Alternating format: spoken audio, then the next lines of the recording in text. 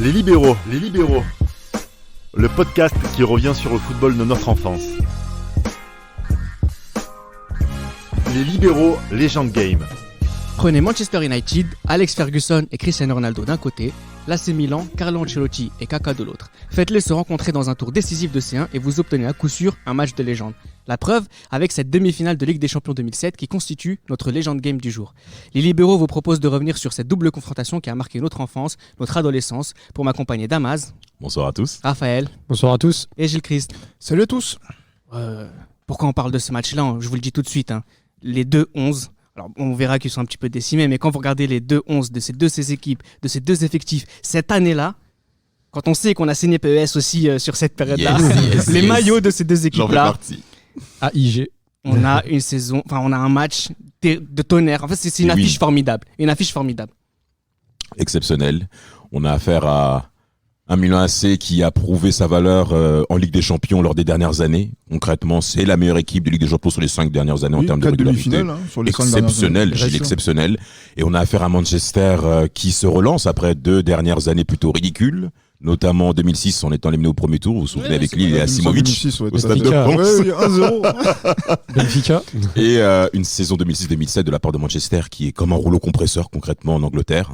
Et là, même quand on regarde les effectifs, notamment celui de Manchester, on a affaire à une nouvelle génération qui commence à arriver avec à la tête Cristiano Ronaldo. On verra tout au long de ce podcast que ce match-là, c'est aussi une sorte de passation de relais entre une certaine génération milanaise et la prochaine génération de Manchester.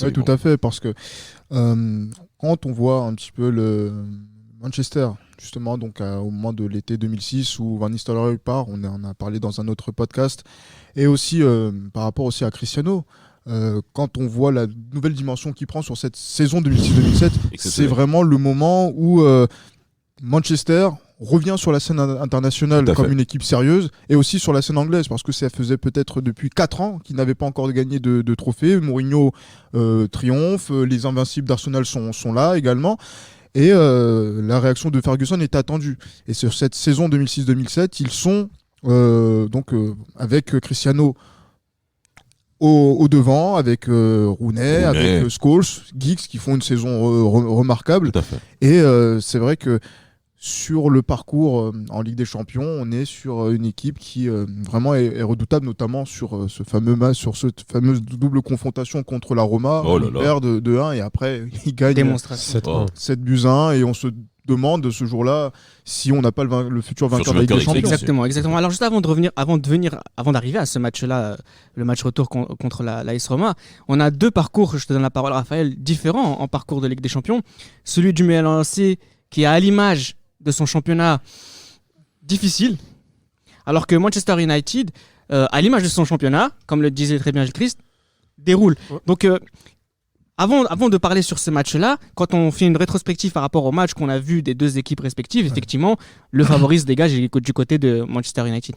C'est ça, et puis comme le disait, il y a le championnat anglais qui à côté fait que de grandir avec l'apparition de Chelsea, des autres équipes, et Manchester qui renaît de ses cendres. Et à côté, il y a le Calciopoli qui a précédé cette saison-là, qui a laissé descendre également avec la disparition d'une année de la Juventus, le Milan qui commence son championnat avec 8 points en moins, donc déjà dès la trêve hivernale, ils étaient plus vraiment concernés par la course au championnat, même s'ils recrutent Ronaldo chassé par Capello, Real Madrid. À la porte. Et c'est ça, mais voilà, c'est diamétralement opposé. C'est Manchester qui se permet même de perdre 2 fois de suite à Glasgow et à Copenhague en poule, et à côté il y a Milan qui laisse passer une victoire aussi contre Lille, mais qui a eu plus de mal, et même à l'image des 8e de finale où heureusement que Kaka a débloqué la situation contre le Celtic Glasgow justement. Mais voilà, les 2 équipes n'arrivent pas avec la même forme, mais le Milan reste quand même une équipe qui a de l'expérience en Ligue des Champions et qui va symboliser les derniers exploits italiens en Coupe d'Europe avant l'effondrement entre guillemets du championnat. Après, quand on revient sur la saison, le mois d'avril du Milan AC est quand même remarquable. Il n'y a que des victoires à ce moment-là, et c'est aussi le fruit du travail qu'il y a eu lors du stage à Malte. À Malte en janvier, exactement, à la trêve, exactement. Et qui a remis de l'ordre dans cette équipe. Ils ont gagné tous leurs matchs. L'état de forme. Et là, c'est vrai qu'ils arrivent avec une série de victoires qui est assez importante pour arriver sur cette confrontation. Mais c'est vrai qu'en Coupe d'Europe, quand on voit par exemple le 2-2 contre le Bayern où ils prennent 2 buts devant un Ridicule. Brighton, on sait même pas d'où ça sort. En Mais menant après- 2-0. Hein, Ah, ils menaient Gilles, 2-0 en tout à menant fait. 2-0. Après, ils ont dû faire le travail Gros match retour. au match retour. Gros match avec retour. Seedorf, 2-0. qui a remis de l'ordre. Ouais. Et Inzaghi qui, encore une fois, toujours C'est- aussi impitoyable. C'est remis seulement souvent 3 de victoires l'ordre. en phase de groupe, contre l'AEK et 2 fois contre Anderlecht. C'est ça en fait. Et du coup, Un très grand caca. quand on voit ce Milan-là, on se dit qu'ils sont là pour gagner uniquement la Ligue des Champions, qui est leur seul objectif de la saison. Absolument. Ils sont sortis en Coupe d'Italie, ils sont assez loin en championnat, et ils bataillent même pour la 4e place en Champions League. Donc l'Europe, Si je peux me permettre, c'est leur culture. Si je peux me permettre, c'est très bien que tu dis ça parce que ils ont même une équipe entre guillemets de Ligue des Champions et de Serie A entre guillemets, hein, parce que quand on voit les matchs de Ronaldo R9 Il avait pas le droit en de jouer. Serie A parce qu'il n'avait pas le droit de jouer en Ligue des Champions, mais ces matchs aussi de R9 ils font beaucoup de bien aussi aux titulaires entre guillemets du Milanais qui Parce- vont jouer en Ligue des Parce Champions. que ça permet un certain étoffement de l'effectif milanais qui commençait déjà à arriver à un certain niveau, à un certain essoufflement. hein. Donc la moyenne d'âge La s'élève. moyenne d'âge Ah oui, est élevée. une On sait, que vieillissante, le, ouais. on sait que le Milan AC a pris une certaine réputation, recruter des joueurs de plus de 30 ans. Ils n'ont pas eu peur de le faire. Pancaro, Favalli, on peut lister la liste. Il n'y a pas eu de problème là-dessus. Alors Inzaghi était recruté quand même en 2002, Oui, donc c'est un peu autre chose. Mais c'est vrai qu'il était quand même bien âgé. Quand même. Mais à moins de 30 ans quand même, il est quand même Milan. venu au Milan, il faut Mm. quand même le dire. Mais c'est vrai que l'effectif milanais est quand même bien pourvu au niveau des trentenaires. Maintenant, le Milan a quand même une particularité, c'est-à-dire qu'ils ont une capacité au niveau du staff à optimiser la forme physique de la part des joueurs. Ça a été plusieurs fois mentionné par plusieurs journalistes du passé, notamment Didier Mingo, qui a plusieurs fois mentionné que le staff d'Ancelotti avait appris au Milan AC à remettre à jour des joueurs qui, peut-être dans d'autres clubs, auraient été ridicules sur le terrain, mais Alger, malgré tout, on a vu un Milan tenir sous la route. Mais là, on est arrivé concrètement, c'est vrai, à la fin quand même du règne du Milan AC en Europe, et ça s'est bien vu au cours des 6 premiers mois de la saison, où il y a eu 2 victoires en 13 matchs, je crois. Il y a une série comme ça. En début de match, En début de début de saison, saison, oui, début de deux saison, hein, victoires en ça- 13 matchs à partir du mois de septembre. Ça a été très difficile. difficile, Donc, ouais. comme l'a mentionné Gilles, la remise à niveau à Malte au cours de la trêve hivernale que connaît tous les championnats a permis à ce que le Milan AC soit performant au cours du printemps. Et quand on arrive en demi-finale, même en quart, le Milan redevient ce qu'il a été. Et puis ça reste une équipe de coupe, hein, donc c'est aussi avec ce regard-là et ce Absolument. savoir-là qu'on attend ce Absolument. match-là. Et donc je vous pose une question avant de rentrer dans le match aller du 24 avril 2007. On est en 2007, on est le 23 avril. Le jeune Damas, le jeune Raphaël, le jeune J-Christ. Pour vous, qui c'est qui allait gagner cette confrontation quand on est le contexte de ces deux équipes-là? Moi, je pense, moi à l'époque, j'étais très à cheval sur l'expérience et sur l'aura que dégageaient les équipes. Et je voyais vraiment Milan l'emporter. En tout cas, je ne savais pas dans quel contexte. Car le Milan, c'est mes souvenirs d'enfance, c'était très souvent demi-finale, finale. Manchester revenait un peu. J'étais peut-être moins objectif à l'époque, mais pour moi, le Milan AC avait le coffre justement pour ce genre d'événement. J-Christ. Pour moi, c'était une équipe. C'est vrai que ce Milan-là, je me rappelle, en 2007, était une équipe quand même terrible. Donc, du coup, j'avais envie de revoir ce Ah, Milan. mais il suffisait juste qu'on énumère les noms de cette équipe. C'est- Imagine-toi à 14 ans, 15 ans. On y arrive. Dire On y arrive. tous ces noms-là, justement, on va faire la compo tout à l'heure donc du match aller. Franchement, le Milan était pour moi favori, même si dans la double confrontation, je m'attendais à ce qu'on aille voir un match de très haut niveau. Tout à fait. Et ça, c'est une habitude, une constante habituelle qui m'a vraiment qui a été notre quotidien, hein, à nous On peut le tous. dire, on peut le dire. Notamment sur la scène européenne, et une demi-finale de Ligue des Champions, et ça allait être toujours le cas, et avec le Milan quand même un peu devant quand même. Pour ma part, j'avais de la crainte. Moi, j'avais quand même une certaine estime, en effet, pour le Milan AC. Beaucoup de journalistes français les critiquaient par rapport notamment aux éliminations qu'ils ont causées aux Français, notamment à Lyon en 2006, où le Milan est vieux, le Milan est vieillissant. Il y avait pas mal de journalistes français qui en parlaient. C'était quand même vrai. C'était quand même vrai. Oui, c'était vrai, mais ça veut pas dire qu'ils sont pas performants. Bien Quand sûr, tu fais bien 4 sûr. demi-finales en 5 ans, Oui, mais les autres doivent fermer leurs fesses. Il y a forcément l'année de trop qui arrive et c'est. Non, mais c'est pas aux Français de critiquer le Milan Bien AC. sûr. Et c'est pour ça que moi, je les ai pas appréciés du fait qu'ils critiquent le Milan comme ça. Surtout que l'année avant, ils sortent l'Olympique Lyonnais. Exactement, en quart de finale, on s'en souvient, de Shevchenko et Inzaghi. Et là, maintenant, en 2007, concrètement, l'explosivité physique imposée, mon cher, dans cette saison, je craignais que le Milan ne puisse pas tenir la route au cours de ces demi-finales. C'est vrai. Moi, je craignais ça. Je craignais ça, et notamment lors du tout début de match du match aller, Manchester a voulu rapidement imposer son rythme. Alors, avec quelle équipe ils allaient imposer leur rythme, hein. On arrive donc au match aller. La composition, déjà, première information, la défense de Manchester Remaniée. United n'est pas remaniée, elle est décimée. Il est Oui. décimé. Hein. On se comprend. C'est pas le même. On se comprend, c'est pas le mais même c'est terme. la même finalité. La même finalité qui est Brown, Oshie, Heinze et Evra à gauche. En fait, il n'y a que Evra qui assure son poste Ouais, sur cette rencontre-là, devant Van der Sar. Un milieu à 3 avec Carrick, Scholes et Fletcher. Fletcher entre guillemets, on découvre, mais pas forcément à ce poste-là aussi. Donc, ça a été, Bien sûr. on avait une petite Sur impression l'axe droit, oui, ouais, c'est ça, effectivement, ouais. autour de son match. Et puis Ronaldo, Giggs derrière Rooney, avec un vrai regard, nous, d'époque, où on commence à voir éclore Ronaldo et Rooney. Pas éclore, mais éclore au haut niveau. Hein, Au pas, haut niveau, parce hein. qu'on C'est les ça. connaissait Au déjà. niveau, alors qu'on mûrir, avait- Mûrir. Tout à fait. Mûrir, Enfin, exactement. au haut niveau, Et on attend justement Wayne Rooney parce que ça faisait depuis 2004 qu'il n'avait pas marqué en Ligue des Champions. Exactement. Donc, ça Et fait du beaucoup. côté du Milan AC, on a l'équipe type de l'époque. Hein, donc Dida au goal, Jean Kulowski et Odo sur les côtés, Maldini Nesta en défense centrale. Pourquoi tu rigoles? Je rigole parce que Jean Kulowski, c'est le nom de famille le plus drôle de l'univers. C'est vrai. Jankulovski. Je suis français, monsieur. J'ai un ami qui a épousé une Polonaise, elle m'a remis dans l'ordre là-dessus. S'il vous plaît. Donc Jean Kulowski, juste devant Pirlo, Ambrosini et Gattuso au milieu de terrain. Et puis Kaka et Sidorf dans ce fameux Sapin de Noël. sapin de Sapin de Noël. Noël. Derrière Gilardino, équipe type Gilles Christ. Équipe ouais, quasiment type, voilà, prête pour cette échéance. Et surtout, c'est une équipe, j'ai envie de dire, quand même de match aller. Donc, c'est-à-dire qu'on met les forces en présence.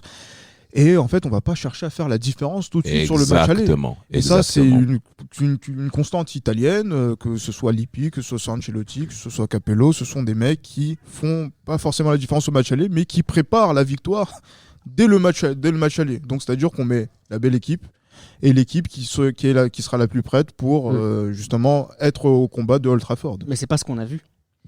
C'est pas ce qu'on a. C'est Sur pas... les premières 10 minutes. c'est pas Bah, ce qu'on a surtout vu. les 15 Non, premières mais c'est minutes. clair. Gros pressing, Rooney, Ronaldo qui était intenable. Il a eu au moins 2 occasions. Il prenait toute la tête. Surtout, il vampirise la défense oui, du c'est Milan, ça. surtout. Hein. Il vampirise beaucoup de joueurs, Ronaldo. Il ouvre le score sur une situation un peu académique. Oui, Gida. Mais derrière, il va essayer d'en mettre un deuxième. Il fait la différence. Il frappe à côté. Il reprend une balle de la tête sur un centre venu de la droite. Enfin, on sent qu'il veut vraiment Faire la creuser différence. l'écart. Ouais, voilà, faire la différence et Faire la creuser différence. l'écart dès le début de match. Le Absolument. but, c'est sur un corner concédé par un tacle extraordinaire d'Alessandro Nesta. Hein. Et puis, Ouais, quelle donc, intervention. Frappe de Rooney, ouais. C'est une Frappe de Rooney, absolument. Puis il y a le corner et puis il y a Dida. Bon, je trouve un peu sévère avec lui parce que bon, la balle a rebondi sur lui. Il est Bon, très bien c'est tiré le vrai. corner. Le corner est très bien tiré. Le corner est très bien Ouais. tiré. De Giggs. Mais ça continue, hein, parce qu'en fait, là, c'est ce qui est intéressant avec le Milan AC, et ça, je trouve que c'est peut-être la seule chose que je leur envie en tant que supporter turinois, c'est que Pas les la coups d'Europe. Juventus. Non, pas les Coupes d'Europe. Pas les Coupes d'Europe. Pas les C'est Coupes d'Europe, gratuit. mais la C'est manière gratuit. d'appréhender les matchs.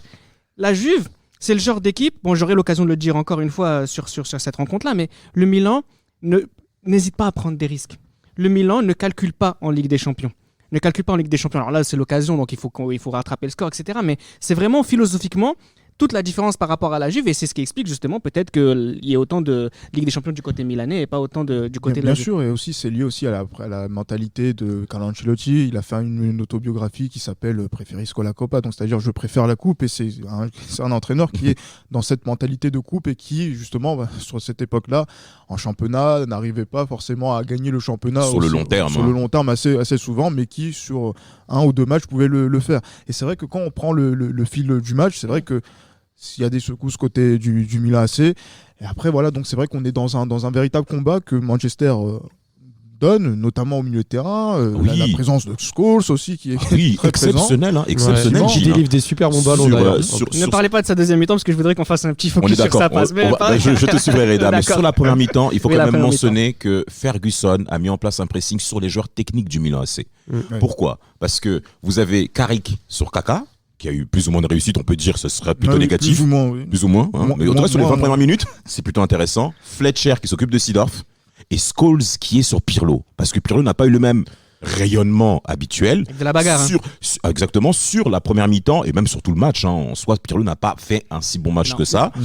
Et ce qui C'est vrai. c'est que Maintenant, la vraie question qu'on se posait, c'était combien de temps Manchester va imposer justement ce pressing sur les joueurs du Milan AC? C'est la vraie question. Parce que Maldini se met en colère au cours de cette action sur Rooney, parce qu'Ambrosini perd le duel face à Scholes, et Scholes fait la passe à Rooney, qui amène après le compte de Nesta. Mais vous regardez le visage de Maldini. Ah oui, il est pas content. Il est pas content du tout. Il est effectivement. absolument pas content. Kaka aussi qui marque à la 22e minute, donc c'est juste pour vous dire que les 20 premières minutes, ça s'arrête pas sur ce match-là. Mais même avant Accélération entre 3 joueurs. Mais même avant que Kaka égalise, Kaka arrive quand même à. C'est le seul Milanais qui arrive à prendre de l'espace, Tout à fait. Ouais. aspirer Tout à les espaces et entraîner avec lui les joueurs de Manchester. Il va tenter de loin, c'est ce qu'il a coutume de faire. Mais il va toujours trouver la brèche. Et c'est là où tu te dis, même quand Manchester est au top niveau en termes pressing, il y a toujours un joueur qui va emmerder, qui va déséquilibrer le truc. Et au final, l'égalisation, c'est quoi? C'est une passe de Seedorf qui est, entre guillemets, casse une ligne, mais le contrôle de Kaka en un contrôle, Vers le but. il se met vers le but, Vers le il but. fait le crochet, deuxième il passe frappe plat du pied croisé, imparable sur Van der Sar. Mais voilà, ça montre que même quand Manchester met tous ses moyens pour asphyxier Milan, il y a toujours quelqu'un qui est là, il y a toujours ce joueur qui fait l'électron libre et qui Justement, en plus, c'est un petit peu la douche froide sur Old Trafford, parce que c'est vrai que c'est une ambiance qui te presse. En plus, c'est le Old Trafford des Coupes d'Europe, c'est une ambiance incroyable. Pas les voyous qu'on voit actuellement. Hein. Oh, ça c'est gratuit encore. je les ai vus l'an dernier. Mais après, voilà, mais quand vous voyez ce but qui est inscrit par Kaka, qui égalise, c'est vraiment le coup de froid donc dans le stade, pas forcément donc sur la rencontre aussi, un but partout. Les Italiens ont marqué leur but à l'extérieur. Donc du coup, on se dit que voilà, le Milan est venu chercher à récupérer ce qu'il est venu chercher, donc c'est-à-dire un but, un match nul, pour peut-être faire la différence à San Siro. Tout à fait. Mais voilà. Sauf qu'il ne recule pas, donc on voit Giggs, Rooney, Ronaldo enchaîner les occasions. Il y avait une grosse Il ne marque occasion, pas. il y a un centre où je crois Giggs il a 2 doigts de la reprendre et ça peut tout Et là, il y a changer. le Tout but à de fait. Kaka à la 37e minute. Exactement, Et là- ce deuxième but et qui ça- fait très très mal. Et ça, à- c'est le choc en fait. C'est vraiment le choc même pour ceux qui regardent Lorenzo, il est vrai aussi, hein. Personne s'y attendait. Hein. Mais exactement, mais parce que même, si vous vous souvenez, même du direct, on voit pas l'action dans son intégralité. On voit la fin de l'action Exact. et on voit en fait. On voit le sombrero sur Fletcher quoi. En fait, mais- on voit la fin et on voit Kaka qui aligne Van der Sar. Mais en fait, on sait pas comment ça s'est C'est passé. ça, Il c'est a ça. fallu attendre le ralenti pour voir ce qui s'est passé, voir comment Fletcher est éliminé, comment Evra et Enze, comme Enze Olivier se- Tam en fait. Comme Ah, là, un dessin animé. se ridiculise en fait Totalement, sur les l'action. vrais pantins. Et voilà, mais Kaka, justement, tape un grand coup et dit, voilà, dans le rapport de force qu'il va avoir donc dans ce duel à distance avec Cristiano Ronaldo, Exactement. Tout à fait. effectivement, c'est moi qui vais dominer. C'est ça. Et juste après son deuxième but, il y a Kaka qui enchaîne. Hein. Je crois qu'il va retenter une action. ça, en Exact, fait. exact. Mais en fait, Milan, là- c'est le Milan, non, Exact. c'est incroyable. Exact. Là, ils ont endormi Proche du grâce à son triplé, but. hein. Mais Ouais. c'est bien que Proche tu du sais très triplé. bien que tu dis Parce ça. que, hein. mais parce qu'en fait, au moment où il met le deuxième but, tout le monde va se dire bon c'est bon, le Milan a fait le plus dur. Non, c'est pas la Juve. Non, Mais là, Kaka, la mi-temps n'est pas encore sonnée et il veut marquer le coup. Mais c'est ça la qui- capacité ouais. des grandes équipes. C'est pour ça qu'il faut vraiment honorer le Milan AC, c'est dans la capacité à gérer les temps de crise. C'est-à-dire, on peut subir 10 minutes, mais le moindre espace que tu vas nous accorder, que l'équipe adverse va t'accorder, vous pouvez être puni. Et on peut aller même en deuxième mi-temps, on peut basculer en deuxième mi-temps, Reda, tu me permettras, parce que Kaka a 2 grosses occasions avant l'égalisation mancunienne. Hein. Ouais, clairement, il y a oui, oui. il y a une passe en profondeur de Pirlo pied gauche, pour vous dire à tel point que ce monsieur, hein. Et Kaka frappe croisé pied droit, ça passe Juste à côté. tout juste. et ouais, tout à après, fait. ils font également parler de la relation technique entre Clarence Seedorf et Kaka. C'est-à-dire Kaka était celui qui démarrait, Seedorf était celui qui passait. Je comprenais pas pourquoi Gilardino il était tant absent Il parce était que pas- il était Kaka il pas- a il eu était pas- énormément il était pas- d'occasions. Et sur cette action, C'est ça, c'est sur un cette- faire valoir pour le Ouais. match justement pour qu'il y ait de la vitesse c'est par ça, rapport c'est à un ça. mec comme mais- Inzaghi, et même etc. parce que le Permettez-moi de penser que c'est une question de palier de niveau aussi. Mais on est d'accord, il n'était pas c'est fort. mon avis. Il n'était pas prêt non plus. Ah non. Hein. Et concernant cette deuxième action, Seedorf et Kaka font un jeu passe une 2, passe et va. Et vous avez Seedorf qui fait un centre pied gauche au point de penalty. Et Kaka ne cadre pas cette action. Ouais, je me Parce qu'il rappelle. est passé encore une fois à côté du triplé.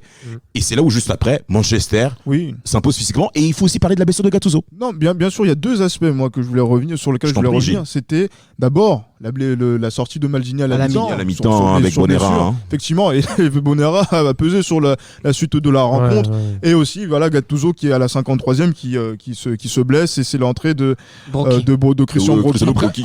Et là, en fait, c'est là on voit que cette équipe du Milan, c'est un très beau 11. Mais après, pour les remplaçants, c'est plus on va dire les merveilleux qui est justement avec lesquels il y a certains joueurs qui ne font pas baisser le niveau de Exact. l'équipe. Exact. Là, ils ont fait clairement baisser le niveau niveau de l'équipe sur cette demi-finale. Donc il y a Rooney qui marque ce but du 2-2. L'inspiration de Scholes. Gilles, non, je laisse Damas. Allons-y, avançons, mes amis. Sur un point tactique, à mon avis, que Ferguson a mis en place à la mi-temps, Scholes évolue plus haut en deuxième mi-temps. En première mi-temps, on avait une ligne à 3. Il a vu que ça ne servait à rien d'être autour de Pirlo, il n'était pas dans son jeu, Pirlo. Déjà de 1, et Scholes joue beaucoup plus haut en deuxième mi-temps. Ça s'est vu sur ce deuxième but notamment, avec une action dans laquelle vous avez Carrick Fletcher qui joue ensemble, et Scholes qui fait une petite touche derrière Nesta. Ah, c'est trop. Et Bonera, du pied l'extérieur, mais magnifique. Magnifique. Scholes, je cours, je long. De toute manière, j'encourage à nos auditeurs à réécouter le podcast. Mais cette passe, on l'avait jamais vu faire cette passe. Le fameux milieu anglais Lampard, Gerrard, Scholes, que moi je considère devant, on est d'accord. Ni Gerrard ni Lampard étaient d'accord lors de cette émission. Très loin en plus. Ni Gerrard ni Lampard ne sont capables de faire cette passe. On est totalement d'accord. Et Scholes, vraiment, on met tout le monde d'accord. La deuxième mi-temps de Scholes est exceptionnelle à la récupération, dans le jeu court, dans les déplacements. Concrètement, il a fait exploser Ambrosini et Pirlo. Est-ce qu'il s'exprime aussi parce que le match commence aussi à partir de l'heure de jeu à baisser en intensité, c'est plus la première mi-temps. Et donc là, c'est peut-être à ce moment-là où le jeu est plus. Mais je pense que là, Scholes est dans son élément à ce moment-là. La marge de manœuvre qu'a on va dire Manchester donc, dans cette deuxième période, elle est due au fait que le Milan déjà subit coup sur coup donc les deux changements. Et aussi parce que le Milan a marqué 2 buts. C'est ça. Donc on recule. 2 buts en Coupe d'Europe au match aller. À l'extérieur. C'est comme si tu en avais marqué 4 en fait. Donc du coup, on peut laisser voir venir et voilà il faut gérer le score de telle manière à ce que voilà il n'y ait pas un trop gros écart à la fin. Alors, je pense que c'est pour ça que quand une aussi grande équipe que le Milan marque 2 buts à l'extérieur, on peut être sûr et certain qu'ils vont se qualifier. Sauf que là, il y a quelque chose qui se crée, c'est le but de Rooney à toute fin de match. Et c'est ce but-là, qui nous fait penser, en tout cas, comme ça on fait le deuxième match, c'est là, à ce moment-là, on se dit, le match retour va être incroyable. En fait, c'est là aussi que tu te dis, Kaka a peut-être. Voilà, il a raté beaucoup, il a fait une très grosse première mi-temps, mais peut-être que le Milan aurait pu enfoncer le clou et éviter ça. Après, moi je sais pas comment expliquer, il y a eu les sorties de Gattuso et de Maldini, mais le problème en fait c'est que le Milan a baissé d'intensité en deuxième mi-temps et ça s'est vu clairement. Oui. Après je pense que c'est dû aussi je pense au discours de Ferguson à la mi-temps et aux joueurs comme Scholes qui ont haussé l'intensité en deuxième mi-temps. Après, quand tu vois le troisième but, en plus d'ailleurs au passage le troisième but de Rooney, il me fait vraiment penser au but de R9 à Old Trafford. Premier poteau, l'ouverture du score lors du 4-3. En plus, et là c'est très belle passe. Ouais. Mais il faut quand même mentionner l'erreur de Dida quand même sur le but. Il ne doit pas encaisser un but comme celui-ci, un gardien de premier poteau. Non, c'est pas sérieux. Comme Barthez à l'époque, bien sûr. C'est vrai. Mais dans tous les cas, juste pour dire, le but est très important pour le moral, pour dire aux gens de Manchester de gagner. Mais on sait très bien que le Milan est déjà dans le match retour. Et surtout avec un score comme ça. Alors entre les deux matchs, à Manchester United qui se déplace à Liverpool pour battre Everton 4-2 et le Milan qui bat Torino FC 1-0 aussi à l'extérieur. C'est juste pour préciser encore une fois que ces deux équipes sont en pleine forme sur cette période de match, entre les deux matchs de Ligue des Champions. Le match retour c'est le 2 mai, donc encore une fois on n'a qu'une semaine. C'était ça qui était magnifique à l'époque. Donc à la titre personnel j'étais impatient de voir ce match parce qu'il y avait le contexte du match aller. Oui, Gilles-Christ. Mais moi, bizarrement, ce match-là, je l'ai pas vu en direct. T'étais où ? Mais vous savez que chez moi, il y avait qu'une seule télé à l'époque. Tu n'es pas le seul. Et du coup, le 2 mai, c'était l'entre-deux tours Sarkozy-Royal.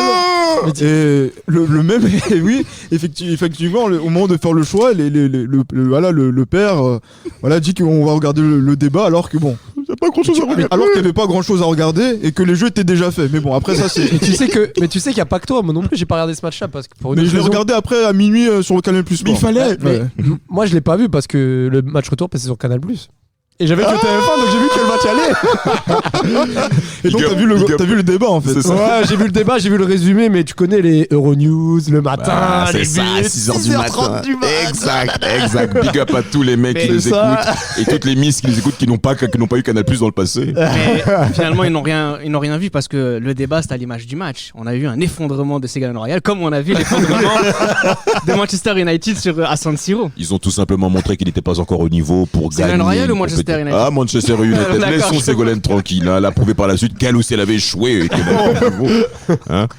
Fermons l'aparté. Gilles est totalement. Et disons que Sarkozy n'a pas été à la hauteur du Milan AC non plus. Voilà, comme ça tout a été dit. Exactement. Et pour entrer dans le vif du sujet, le Milan AC voulait rapidement marquer son territoire Et lors des 10 premières minutes, il tire 3 fois, messieurs. Kaka, les 10 d'accord. premières Kaka, minutes. Zinho, même Sidorf, presque sous la barre, Van der Sar qui veut l'arrêt. C'est La incroyable. La chose que j'ai retenue, et ça sera pour le deuxième but, on y viendra par la suite, c'est qu'au match aller, c'est les joueurs de Manchester, au début de match, qui ont exercé un pressing Tout à fait. houleux dans les 25 mètres milanais. Là, c'était l'inverse. Les joueurs de Milan, sur le deuxième but, on en reparlera, Ouais. un pressing énormissime qui a causé une perte de balle, une récupération. Aussi, c'est pas sérieux. Non, c'est quoi. clair. Non, c'était mais après, voilà, Heinze, donc Vidic. justement, dans le rapport de force, quand on regarde le match retour, je regarde la charnière qui est présente. Ce jour-là, Brandt qui était arrière droit sur le match aller, là, on repasse dans l'axe avec aux côtés de Vidic qui était Alors, c'était- très très court.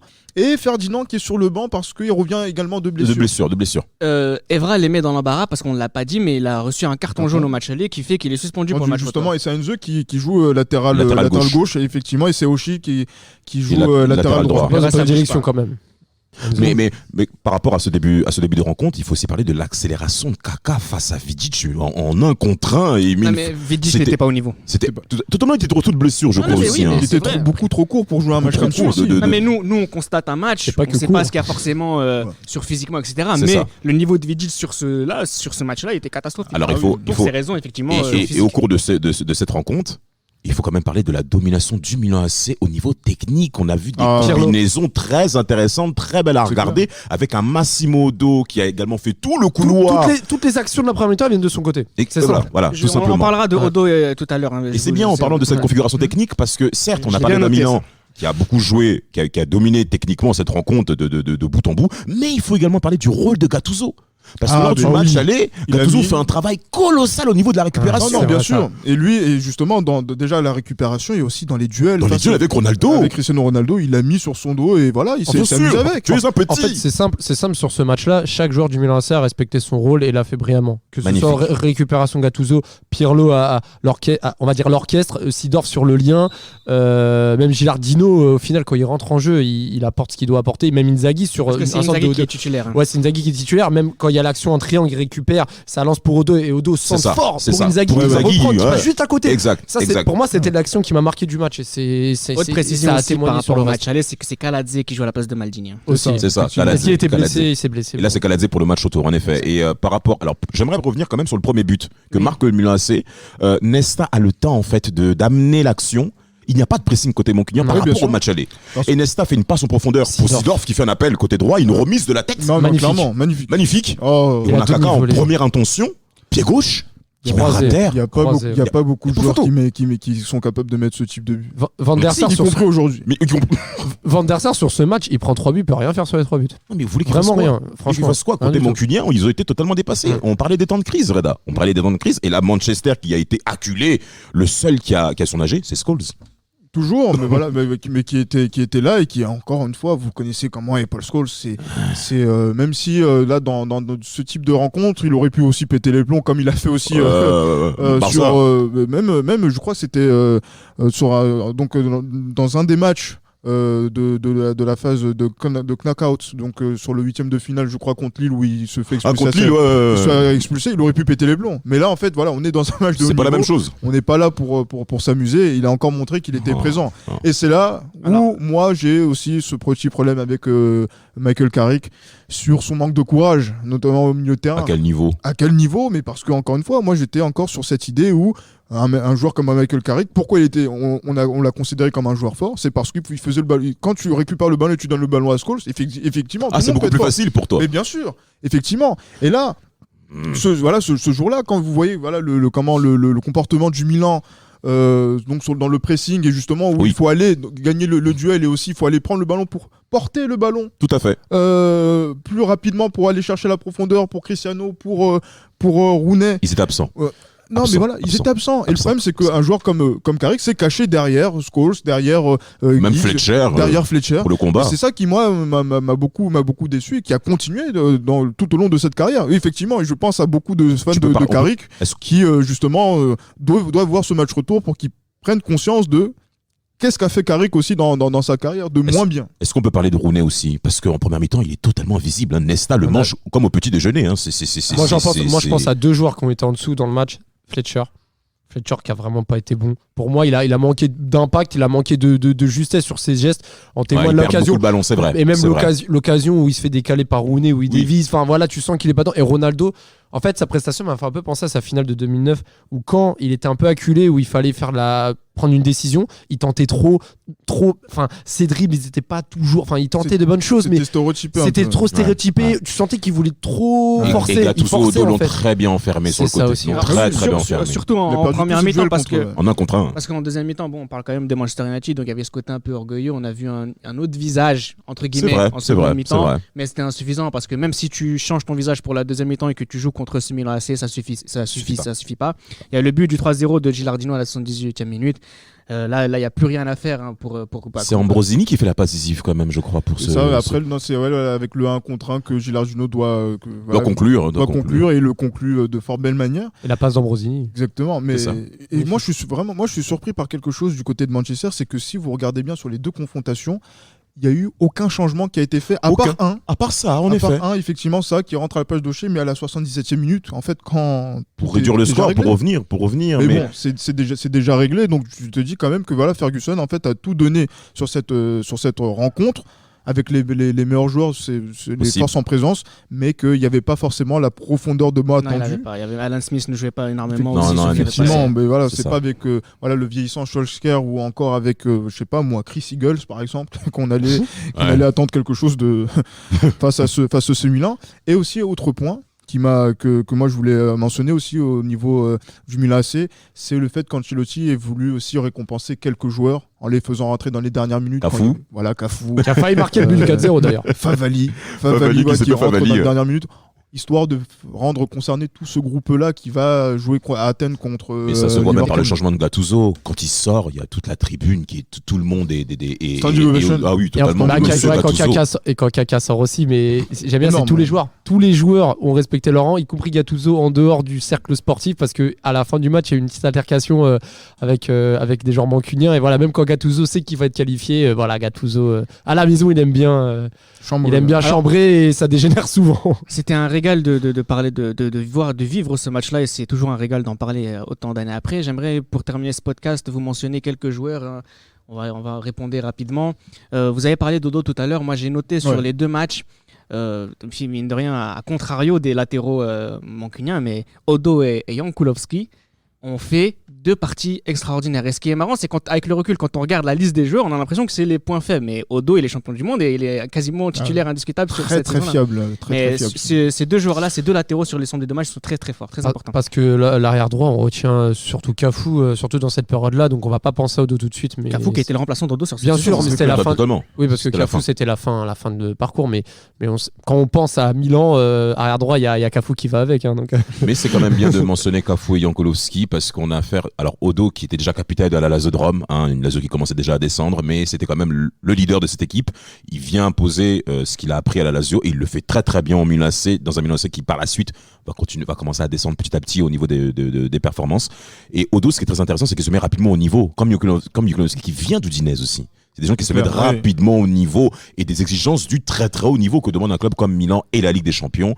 Et moi, je pourrais quand même donner aussi rendre hommage aussi à Massimo Ambrosini, qui a fait une très très bonne deuxième mi-temps. Capitaine sur le match retour. Oui, sur le match retour, capitaine, en l'absence de Maldini, qui a fait une très très bonne deuxième mi-temps au niveau de la récupération, qu'il faut quand même dire bravo. Et bien entendu. Sidorf sur les deux matchs qui est extraordinaire. Surtout pour le match retour pour Sidorf. Mais la campagne de Sidorf en 2007 est aussi Régulateur, Remarquable. Ouais. Le Bayern s'en souvient encore. Kaka, Très, meilleur très joueur bon. du monde. Là, justement, il y a plus de débat. Maintenant, il faut juste valider le ticket pour Athènes et à Athènes régler ce Liverpool et se venger de 2005. Et là, Kaka est le meilleur joueur du monde sans aucun débat possible. CR7 encore trop juste. Non, il est pas trop juste. Trop juste par Tendre. rapport à ce qu'on vient de dire sur Kaka, par exemple. Ouais, oui, tendre. Encore un peu effectivement, tendre, ouais. Parce que, voilà. excuse-moi, j'écris juste de couper, Ouais, je te laisse dis-moi. partir. C'est que ce match-là, c'est aussi Kaka-Ronaldo. Hein. Oui, Ouais, bien mais sûr. Voilà, c'est pour ça que. Il y a des matchs dans le match. Moi je trouve pas que Ronaldo soit trop juste parce que quelques mois après il sera vraiment sur ce match-là, oui sur ce match-là bien sûr, mais sur l'ensemble etc. Voilà, je pense que c'est Manchester qui a vraiment été trop juste et qui n'avait pas connu on va dire ce genre d'événement depuis un certain temps. Je pense que c'est le collectif qui a été trop juste au Non, final. mais voilà, je pense que Manchester pensait qu'en descendant à San Siro comme il a pu le faire en 99 avec l'Inter, ça allait C'est bien ça, se passer. le 2-2. Et là, non, en C'est fait. pas l'Inter. Toujours. Le 1-1 là. Et ben voilà, donc du coup, avec Saul qui avait marqué ce jour-là, ils ont pensé que ça allait être pareil. Ben non, effectivement, Non, non, on non, peut non, pas non, tenir non, le non. score comme ça quand vous jouez contre une équipe de haut niveau qui fait 4 demi-finales de Ligue des Champions et qui va se préparer à gagner sa deuxième Ligue des Champions en 5 ans. 5 ans. Et ben voilà, vous prenez votre tarif et tout le monde rentre à la maison. Dida van der Sar. Pour moi, Van der Sar est quand même devant. Pour moi, mais- Non, il est devant, mais je pense que Zidane n'a rien à envier à Van der Sar Sur au les cours deux de matchs, cette c'est- période-là. sur les deux période-là, matchs, mais après, c'est vrai que, encore une fois, je pense qu'on en a parlé dans le podcast sur Kaka, voilà, le fumigène. Oui, certains supporters milanais. a changé beaucoup de choses de la part encore de nos amis interistes. C'est ça. Et certains supporters milanais reconnaissent l'Inter comme étant les coupables sur la chute de Ils Dida en sont termes capables de traitement. beaucoup de choses. Hein. Oh, c'est voyou. Certains tu sais. diront qu'ils sont à l'origine du réchauffement climatique également. La finale du Liverpool face à Liverpool, victoire 2-1. Bah, à cette époque-là, moi j'aimais bien le Liverpool de Benitez, mais je les sentais quand même limités par rapport au Milan AC sur quelques actions. Hein. Le Milan par rapport... Alors ce qui est bien, c'est que par rapport au Milan 2005 et au Milan 2007, on avait affaire à un Milan AC qui était déjà moins fort que celui de 2005, hein, concrètement. Mais c'est dans la gestion que le Milan AC a géré cette équipe de Liverpool avec des gens comme Pénante, je crois, qui était présent Ah oui, peut-être. qui a joué ce match. Ouais, Germain Voilà, Pénant, Il s'appelle Germaine quand même. Hein. Germaine Pénant. Et le Milan AC, il faut quand même rendre hommage à Filippo Inzaghi. Hein. Ouais, c'était son jour. Je m'en souviens de certains amis à l'école qui disaient « Oh, Inzaghi, c'est pas un très grand joueur de football. Oh, Inzaghi, il sait dribbler le gardien. Oh là là, ce qu'il a fait, l'action d'Ama, j'étais étonné. » Mais attendez, on parle de Filippo Inzaghi quand même, messieurs. Un tir de but. C'est tout, c'est le seul. Puis les dernières choses aussi que j'avais envie de mentionner, comme ça on termine ce podcast avec ça, avec ce constat, c'est que j'ai l'impression que c'est aussi le dernier grand match du Milan AC. Oui. Et c'est le début d'une grande histoire de Manchester United aussi. Tu avais parlé en début de podcast de la transition entre ce Milan AC qui a vraiment fait des matchs de référence en Coupe d'Europe et justement de Manchester United qui allait ouvrir une nouvelle ère, justement qui allait les mener jusqu'à Moscou 2008, aussi en 2009, même jusqu'en 2011.